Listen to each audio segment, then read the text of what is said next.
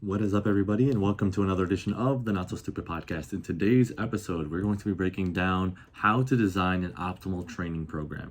And this is going to apply no matter what your training style is, right? If you're going to be doing bodybuilding, functional training, if you're going to be doing CrossFit style workouts, if you like athletic style workouts that are like plyometrically focused, whatever style you like, this general structure is going to be the same for you as well. The exercises might differ, the rest times might differ, the sets and reps of each exercise might differ, but the sequencing of these exercises are always going to be same across the board. And these principles, again, are going to be the overarching principles that make an optimal training program that is going to help prevent injury for you, help you feel your best, help you move better and healthier, help you build optimal muscle or maintain optimal muscle, and help you burn a good amount of calories as well. Like this is how I've helped hundreds of people get the body that they want and just be stronger, have more durable joints, and again, avoid injury, because if you're injured, you can't spend time in the gym, and if you can't spend time in the gym, you're delaying your goals. So we're going to be going through each of these principles and outlining the sequence in which you should be training, because the order that you train is very important. And the reason the order is very important is because when you're training, as you go through your workout from beginning to end, your body is using energy, and the energy and type of the type of energy system being used in your body at the end of the workout isn't the same as the one at the beginning of the workout. And the one at the end of the workout, the energy system that you'll be using later in the workout, isn't going to be ideal for heavier lifts. It's not going to be ideal for major compound lifts. And if you're trying to do those at the end of the workout, or vice versa, you're doing basic isolation exercises at the beginning, and you're not using your energy storage to its full potential, you're leaving results at the table. And optimizing and matching your training program to match the energy systems that you're going to be going through, I should say, because you're not consciously using them, to match the energy systems that you're going to be going through throughout the training day will help exponentially increase your results, especially compounded over days, weeks, and months of doing it this way. So really important to understand how sequencing plays a role and why we put certain exercises in the order that we do put them in. So before actually going through and breaking down the different phases of a regular workout day, I do want to say that the most important overarching theme when it comes to training is this one principle, and that is that the quality of each and every rep, the intent of every single rep performed, is the single most important factor in the results that you will see. So I'm going to repeat that. That intent of every single rep performed is the single most important factor in the results that you will see. How you perform and focus on every rep will ultimately dictate the results you receive, the way your body is shaped, the amount of muscle you build, the amount of calories you burn. That's the most important thing. More isn't always going to give you more results. More bad reps are going to lead to injury. More bad reps will lead to less quality movement, less quality muscle build, more joint strain. Doing let's say 5 quality reps where you can get a good mind-muscle connection, you can go through the full range of motion, you can really push weight, and you can kind of get pretty close to failure in those 5 reps and get effective reps out of those 5 reps. That's going to give you much better results than doing 10 reps that don't give you a good mind-muscle connection, that do not allow you to go through a full range of motion, and that aren't effective reps. And effective reps are the reps that actually elicit change in your body, that demand a change in how your physique is built. Those effective reps are generally described as the 1 to 7 reps before reaching failure.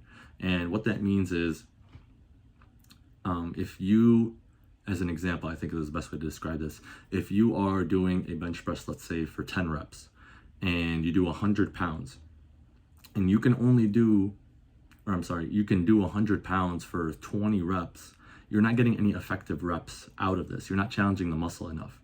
Because if you can do 100 pounds for 20 reps and you're only doing 10, that's pretty easy. That's well within your threshold of what your body is capable of. You're not demanding anything more from your body. It doesn't need to change because it can handle this pretty easily. But if you up it to, let's say, 150 pounds, and you can do only 11 reps of 150 pounds, so you're going with an RPE of 9 or a reps of reserve of 1, you choose 150 pounds for bench press for 10 times, and your max is 11, you're getting 6 effective reps in that set, because the 6 reps prior to failure, which is 11 reps, are going to be the effective reps that demand change from your body, because you're pushing yourself to a degree where your body isn't too comfortable in. Once you get to that threshold of close to your max, close to failure, that's when your body is going to send signals to your muscles in the repairing process, in the neurological process, to help with the movement pattern, to help you get stronger, to help you burn more calories, to help you get the physique that you want. So it's really important that you, again, are focusing on the intent of every single rep and creating effective reps for yourself with every set that you're doing. Not every rep is going to be an effective rep, and not every set is going to have the goal of having effective reps, right? Warm-ups and cool-downs as examples of that.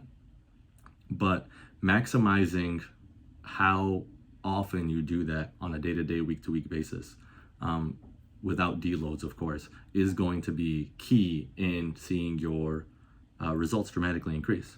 So that is the most important thing I said, and why I'm starting the podcast off with this, is if you're not focusing on quality reps, if you're not focusing on getting effective reps, if you're not giving each individual rep your full attention and trying to do each individual rep as best as you can, you won't go too far. Even if you sequence the exercises perfectly, if you have bad reps, you're going to have bad results. All the results you get are made from the reps that you do. And if you're doing your due diligence and giving each rep its quality, the quality attention that it needs, then you'll get the quality results that you're looking for.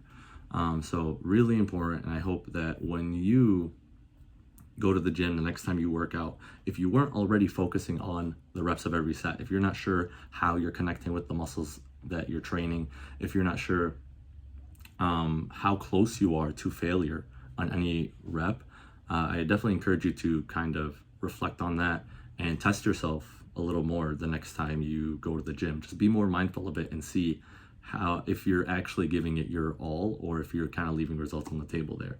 And if you need help with that, feel free to reach out. Again, I'm always open to helping anyone out that needs help. So if you have a video of yourself that you want critiqued, whether I work with you or not, and you want to, again, have third eye point of view, professional perspective on that, feel free to send me that video on Instagram or through my email, and I'm more than happy to help you out with giving you my view on things and how well you're doing things, and give you some pointers as well so that you can get the most out of it. But going into how to design your optimal training program, there's going to be, I forgot how many, I never counted them actually. The mobilization phase, the priming and activation phase, I count those as 1. Some people count those as 2. The strength phase and the optimization phase, it's 4 phases. So each training program, each training day that you go through is going to have 4 phases of training. And they're all, none of them are necessarily more important than the other. They all help each other to help you get the most successful results that you're looking for, right? The most optimal training for that day. And starting off, we're going to be going through the mobilization phase. And this is basically the warm-up, but not so much warm-up in the sense of, this is more of a smart warm-up, is a better way to put it. So there's easy warm-ups that you can do that just get your body warm, get you sweating, jogging, doing jump rope, what else, squat jumps, box jumps. That's something a lot of people do. Any of those kind of things, they help you just, again, work up a sweat, get your body temperature up, and that is useful, but you can make that more effective. You can get a more effective use of your time in this warm-up phase, in the mobilization phase, by priming, or I shouldn't say priming because the next phase is priming phase, by mobilizing the proper joints that are going to be used. So going through, I usually recommend I usually have a pretty basic template that goes through all the joints that I give all my clients for the warm-up. To start off, at least, once some people reach specific goals, we get more specific with the mobilization phase. But generally speaking, I like to have a comprehensive mobilization phase that covers all the major joints: shoulders, mainly hips, ankles, elbows and wrists as well, thoracic spine, mobilizing all of those because, again, you're going to be using those joints through a majority of your lifts. If your joints are stiff, if they're not properly mobilized, you're going to have limited range of motion. If you have a limited range of motion, you're not going to get proper muscle activation. If you're not getting proper muscle activation, you're not getting the most out of that exercise. And beyond that, if you're not mobilizing and your joints are stiff and you are moving a heavy load, you're just asking for injury at some point as well. So taking 5 minutes before your workout to mobilize the joints you're going to be using through that day, at least, if not all the joints in your body, can save you a lot of injury and give you, again, better quality movement in your training. So I know that the warm-up and the mobility phase, maybe some people roll their eyes, maybe they're not too happy about it. I know it's not my favorite thing either, but I know it's something I have to do, and I know that I care enough for my body and my training program to prioritize this, because if I don't do that, I have a history of injuries from playing a lot of sports. I know if I don't do that, a lot of those can come back, especially like for me, my shoulder and my hip. Those are two that kind of, if I'm not careful and if I'm not mindful, can really easily take me a couple steps back. So always have to prioritize that. I know the goal is to lift as much as you can, get a really good sweat going, burn a lot of calories, but before doing that, before you jump in and get too excited, always try to mobilize your joints. So if you're working on a bench press that day or any kind of upper body movement, really making sure that you move your shoulders through a full range of motion. I usually like to do band wraparounds, which is where you grab a resistance band, hold it with your elbows locked, and you wrap your arms over and behind you. Shoulder cars are also a really good one. Elbow cars are a good one.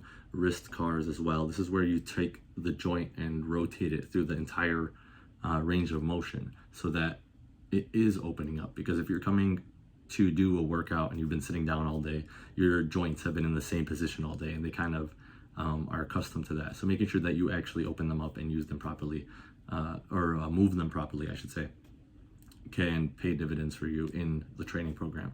So for upper body days, generally speaking, I think shoulders, thoracic spine, elbows, really important to prioritize. Wrists as well if you're not experienced and don't have strong wrists. For lower body, you also want to warm up the thoracic spine again. I think shoulders is a really big one too for lower body, especially if you will be squatting. You want to have open shoulders to hold the bar properly and not have that restrict you. But hips, ankles, and knees, of course, are going to be big ones. You want to mobilize your ankles to get a full range of motion, get good dorsiflexion, and make sure that you get good quad activation, especially if you're squatting that day. You want to be able to move your hips through a full range of motion as well. You don't want that to be the limiting factor, because if your hips are a limiting factor, you don't work out the glutes or hamstrings or quads anymore. You're starting to work out your lower back and your hip flexors. And that is the, I don't want to say the worst thing, but it's a pretty bad thing to be doing. And that's usually why people get lower back injuries or knee injuries, is because they're not warming up their hips and getting them prepped by going through a full range of motion. So again, just reiterating strongly, most injuries that happen in the gym in a training setting can be avoided if you just prioritize your mobilization phase. And again, it's just 5 minutes. If you don't want to do a full body mobilization, you want to focus on the specific joints that you're going to be using in that program, that's fine. Just make sure that you're mobilizing those at the very least before starting. So mobilization phase, again, we're just recapping that, getting all the joints that you're going to be using that day, moving through a full range of motion and ready to take action so that you can actually execute the exercises and prevent injury. Now, the next phase of any training day, and this one is very underrated, I think, and I think not a lot of people do it. It's the priming and activation phase. And people do maybe something similar to this, but it's not as optimal. I would argue that this is the most optimal way to prep yourself for the strength phase, which is the following phase that we'll get to. In a lot of instances, and this was something I used to do as well, and I always thought it was the right thing to do, and it's not wrong, but it's not as good as it could be, right? Like I said, it's not optimal. Is if I'm benching that day, I do 2, 3, 4 warm-up sets of bench before doing my actual lifting sets. If I'm squatting that day, I do 2, 3, 4 warm-up sets of squat, just regular squats on the barbell, the same way I'm going to be doing for my main lifting sets before hitting the lifting sets. And that's actually, again, it's better than not doing anything. It's better than going into the gym and just putting on the weight that you're going to be lifting right away, because that's asking for injury. But again, it's not as optimal as it could be, because when you're doing that, you're not actually activating your central nervous system. You're not putting yourself in what we like to call a catabolic state, right? Or a sympathetic nervous system state. You want to be in this pumped up, amped up state. And that's always the best analogy. I was going to say acronym. That's always the best analogy for what the priming and activation phase does for you. It's an amp, like it is to a speaker. I always like to, I think I read this once from Cody McBroom, and it really stuck with me.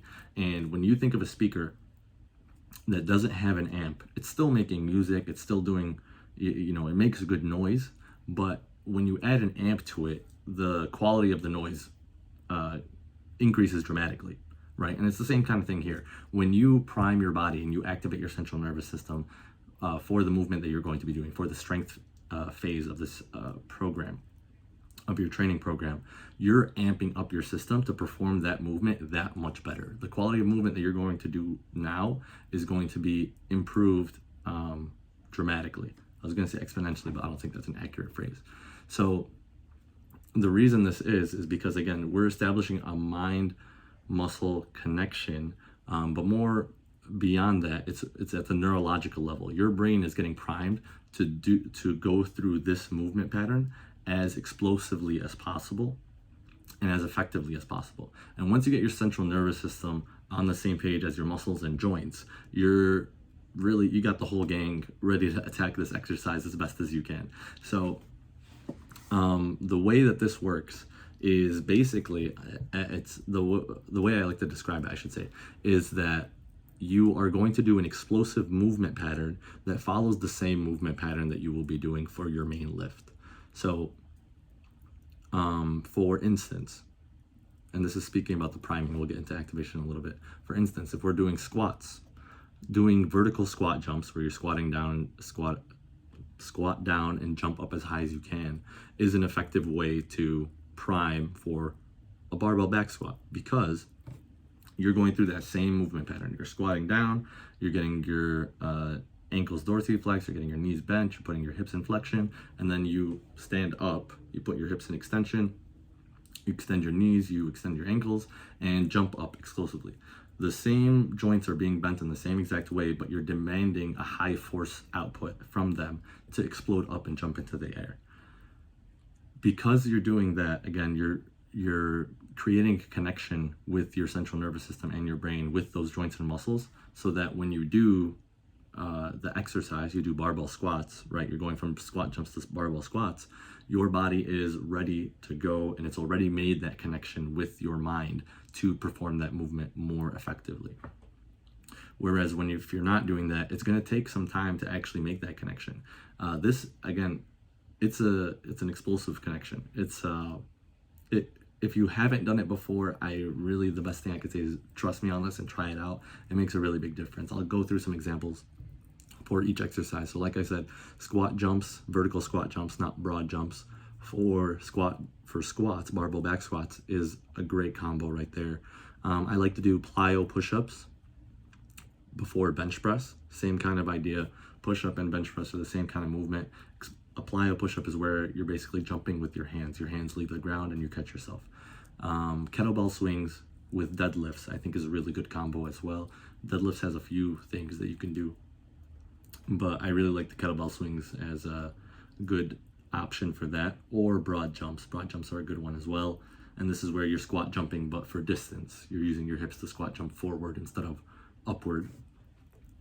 And for overhead press, a good one that not everyone has access to is medicine ball throws. Medicine ball throws overhead as high as you can, or wall balls in the CrossFit world is what they call it. So all of those are good priming options for the 4 major lifts that you'll be doing in your strength phase. And the activation aspect of this is going to be just working the muscles and warming up the muscles specifically that you'll be training for those major lifts, and through the workout as well. So if you're going to be doing bench press, a good couple activation exercises is going to be like bench dips to get your triceps warmed up, chest flies to get some blood flowing into your chest, and then following it up with plyo push-ups to get that explosiveness in. So 1 to 2 activating exercises, and then 1 priming exercise is generally what I do, depending on the individual. Sometimes I just do the priming exercise. Sometimes I will do 1 and 1. But the preferred method I like the most is 2 activations and 1 priming. So for squats, that would be something like hamstring curls, maybe a squatted paddle off press to get the core working, and then doing squat jumps. That's a good triple combo right there. For deadlifts, I like frog pumps to get the hips opened up, to get the glutes working, maybe bird dogs, or also paddle off press, also to activate the core, and then broad jumps or kettlebell swings to do the priming. For overhead press, I like I forgot what they're called. They're band resisted wall slides. That's what it was called. And this is where you have bands around your wrists. You're kind of spreading them apart on the wall, and you're dragging your forearms up and down the wall. If you're watching this on video, I'm demonstrating it for you right now. For the audio people, I'm sorry. I hope my audio description was good enough to get that illustration. But this just helps get your shoulders and your stabilizers for your shoulders activated again and ready to go to lift the weight overhead. And I'll usually do those plus an overhead tricep extension, and then the wall balls. And then for bench press, like I mentioned, I like to do chest flies, bench dips, and plyo push-ups. That's a good triple set to do. But really, at the end of the day, it's just about activating specific muscles and doing them in a way that is going to translate well for the main movement, so that, again, your body is ready for this, your muscles are ready for this, your nervous system is ready for this, and you can actually attack this fully. You're as prepared as can be to make this happen. So that is what the activation and priming phase is. The activation aspect is attacking specific muscles that you're going to be using. The priming phase is following an explosive movement pattern that is going to replicate the strength, the main lift for your day. And the main lift for your day is what hit my microphone. The main lift for the day is what your strength phase is, and that is the exercise that is the biggest bang for your buck. It's what we work the entire day around when we design the training program. This is your actual heavy lift here. So I mentioned them earlier. The most common ones are going to be barbell bench press or some variation of it, incline or decline. Barbell squats or even front squats, they count as well, or some variation of it. Again, Bulgarian split squats could be your main lift, your strength phase for the day. Depends who you are, depends on your goals. Overhead press, barbell overhead press, and then deadlifts, any variation of deadlifts. So sumo deadlifts, elevated deadlifts, deficit deadlifts, any kind of hip hinge movement, that would be what you would do that day. So these are the lifts that require the most amount of energy.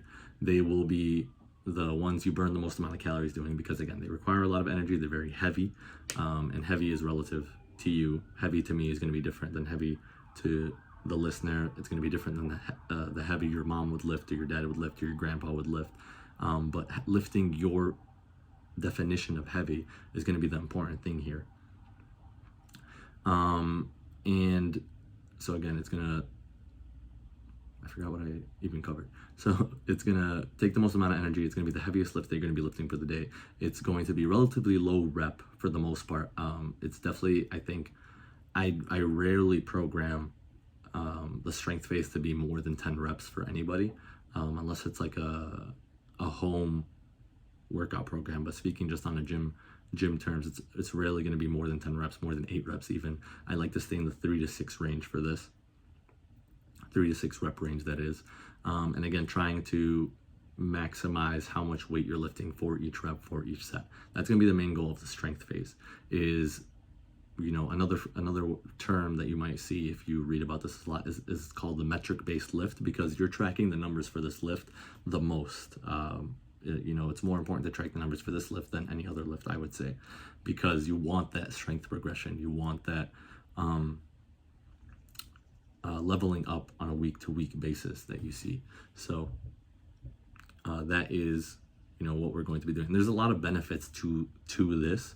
Again, you know, from a fat loss muscle building perspective, you create a lot of muscle stimulus here that is going to lead to hypertrophy. You burn the most amount of calories with this exercise because, again, you're lifting a lot of weight. You have to focus to do it. So it's mentally and physically and physiologically a good, what's a caloric burner. And then it's also lifting heavy it has a lot of vital functions just for your survival. It stimulates your central nervous system, as we said. You know, the priming phase primes your central nervous system, but this is the one that actually puts your central nervous system to work, and it actually helps for the elderly population. It actually helps them limit falling and improve their joint strength and durability as well. Your joints actually become denser by doing these main lifts, and then again, they help you with your reaction time. They help again with hormonal capabilities, and it's been proven with research time and time again, if you're lifting at submaximal loads, and these are the effective reps that I was talking about, submaximal meaning close to your max weight but slightly below, your body's hormonal system runs at a much higher level and can be fully optimized.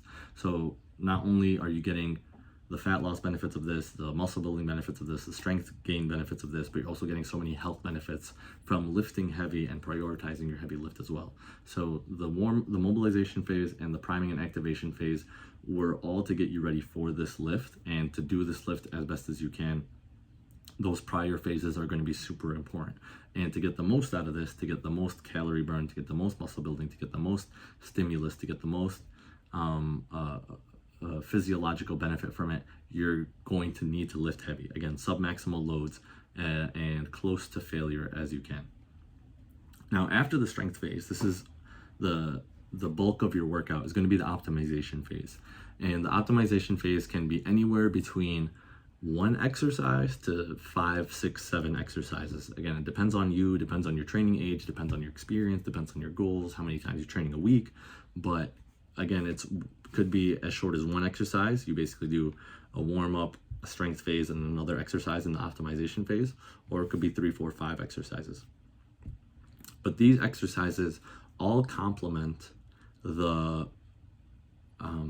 strength phase exercise, the main lift of the day, your metric-based movement. All of the optimization phase exercises are there to help you get stronger with that lift, target muscles that are accompanying that lift to help you get stronger with it, or specialization muscles, so isolation work that you want to focus on and develop as well. So this is where you can start focusing on the vanity muscles, right? The ones that you want to look good in the mirror, the ones that are going to help you get the shape that you want.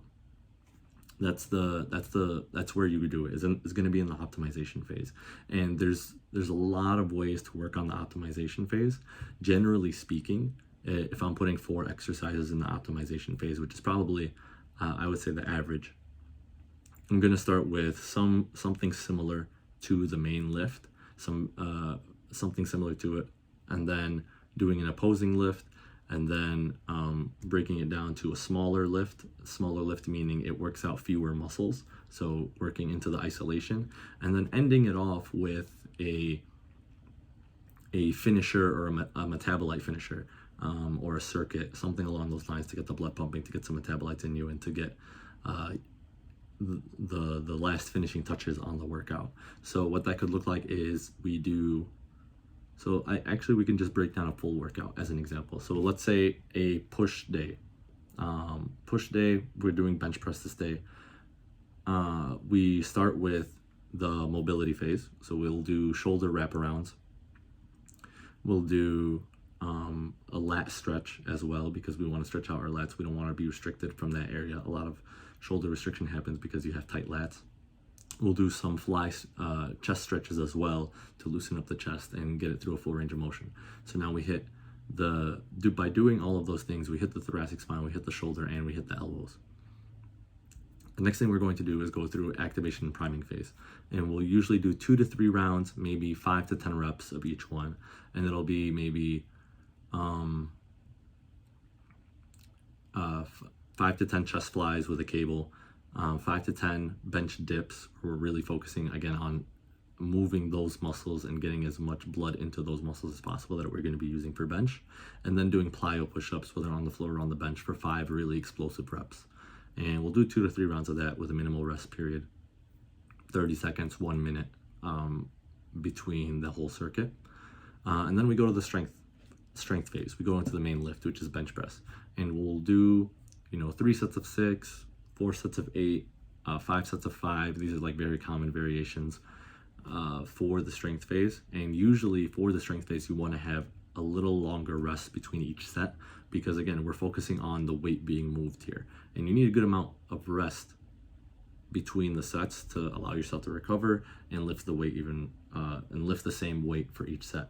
Otherwise, if your break is too short, you're still going to be too fatigued from the prior set and you won't be able to lift as much. So for general recommendation is like 2 to 5 minutes between sets for the strength phase. And then once you finish the strength phase, once you do your 5 sets of 5, let's say, then it's on to the optimization phase.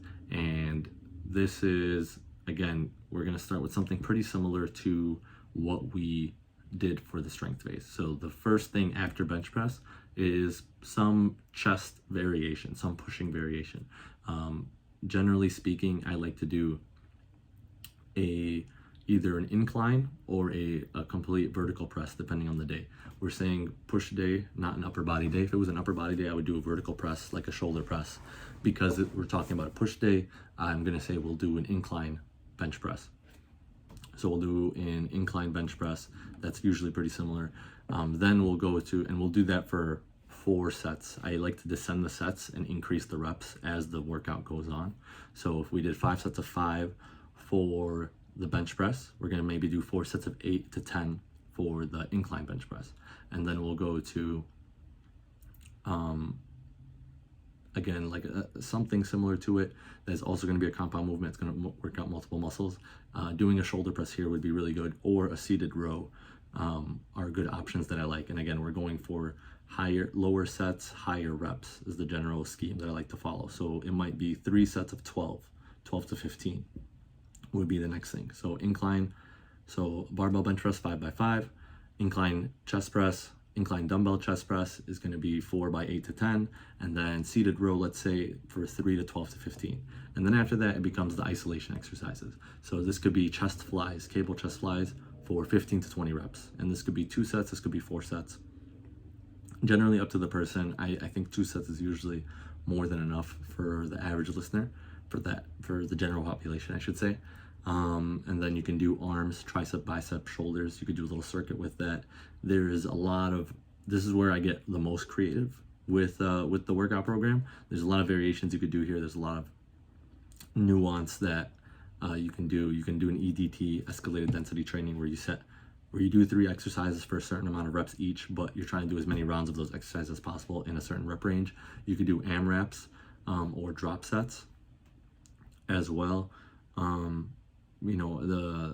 Again, lots of options here. The latter half of the workout is usually, again, reserved for those isolation exercises and the circuit training / metabolite training that is going to just burn you out and help you finish strong and help you feel like, man, I had a really good workout. Because sometimes, you can go through a strength phase and have really good progression week to week, but not actually get the feeling of, man, I had a good workout. You'll feel worked, but you won't feel exhausted, heavy breathing, sweat drenching sometimes. I know sometimes for me that doesn't happen. So I know with clients that want to feel like they're working out and they want that physiological response of sweating heavy, of breathing heavy, of being really tired and needing to sit down, this ending portion, although not as important as the previous portion, psychologically it helps you reinforce that you had a good workout and makes you feel that much better about the work that you did. And then after that, I'll always encourage my clients, I should say, and just anybody, to go through a cool down. And generally, I'll recommend one of two things: either diaphragmatic breathing, where you're laying down and just trying to breathe into your stomach, nice slow inhales, nice slow exhales, or just going on a walk and focusing on your breathing as well. But some sort of low intensity activity exercise to take you out of that central nervous system sympathetic state and into a parasympathetic state to help kickstart the recovery process, because the training process is muscle breaking down, and we don't want to be in that state forever. We really just want to limit that state to when we're training. So after that, we want to kickstart the recovery process as best as we can, or as fast as we can. And the easiest way to do that is just 5-10 minute walk, focusing on breathing, 3 sets of 10 diaphragmatic breathing, really slow, deep breaths to calm your body down and relax you once again, and then going about your day from there. So that is how to design an optimal training program. I hope you guys learned a lot from this. Again, if you have any questions about anything that about anything we talked about anything with your training, about any exercises like I mentioned earlier that you're not too sure of, that you want a second opinion on, feel free to reach out. My email is in the show notes. My Instagram is in the show notes. You can follow me. You can message me anytime. My DMs are always open for everybody. Before letting you guys go, though, I do want to give a shout out to our show sponsors, particularly this one, Strong Coffee Company. If you want to be strong, if you want to get the results that you want, if you want to attack the day without crashing, without jitters, without